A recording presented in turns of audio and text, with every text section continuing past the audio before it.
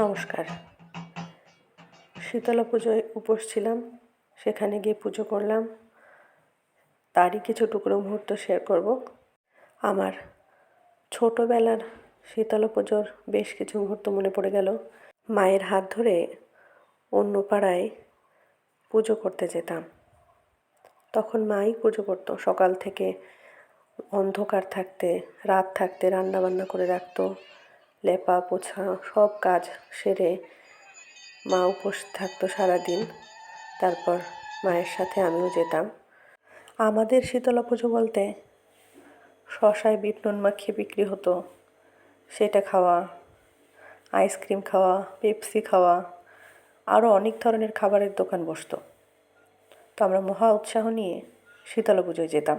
ছোটোবেলার শীতলা পুজোর সাথে এই একটা জিনিসের ভীষণ মিল পেলাম, দণ্ডি কাটা। দণ্ডি অর্থাৎ দণ্ড বা শাস্তি।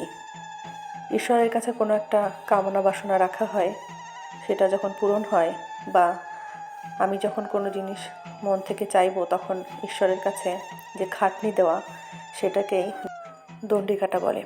এর মূল উদ্দেশ্যই হচ্ছে মনে মনে ঈশ্বরের কাছে কোনো কামনা বাসনা করা।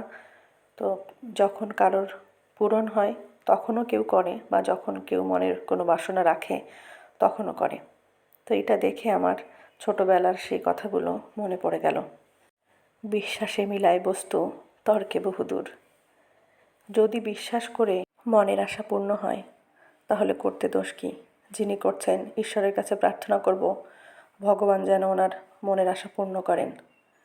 কাল এটা দেখতে দেখতে আমার চোখে জল চলে এসেছিল যে আমরা কত কিছুই না করি, ঈশ্বরের কাছে কত প্রার্থনা রাখি, কত প্রার্থনা পূরণ হয়, কত প্রার্থনা পূরণ হয় না। হয় সেটাই যেটা আমাদের অদৃষ্টে থাকে। পৃথিবীতে আসার আগে বিধাতা পুরুষ আমাদের কপালে লিখে রাখেন, এবং যা লেখা থাকে সেগুলোই হয়। এটা আমার বিশ্বাস। তবে হ্যাঁ, কর্মের ওপর বিশ্বাস রাখতে হয়। কর্মে আমাদের অধিকার থাকে, ফলে কোনো অধিকার থাকে না। কষ্ট করলে কষ্টের ফল অবশ্যই পাওয়া যায়। আমি কর্মে বিশ্বাসী। তো প্রত্যেকটা মানুষেরই কর্মে বিশ্বাসী হওয়া উচিত। কর্ম করলে অবশ্যই ফল পাওয়া যায়।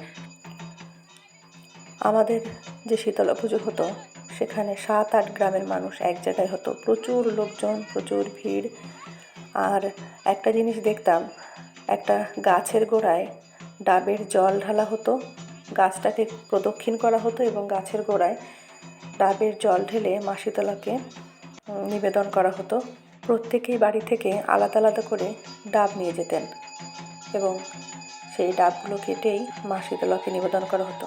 আজ মায়ের কথা খুব মনে পড়ছিল। আমিও অন্ধকার থাকতে উঠেছি, উঠে রান্না করেছি। 5টার মধ্যে কিন্তু আমার রান্না হয়ে গেছে।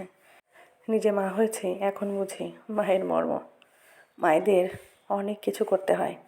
মা হওয়া সবচেয়ে কঠিন। পৃথিবীর সব মায়েরা ভালো থাক। মায়েদের যেন আমরা কখনো কোনো দিন অবহেলা না করি। কেমন লাগলো ভিডিওটি জানাতে ভুলবেন না। ধন্যবাদ পুরো ভিডিওটি দেখার জন্য।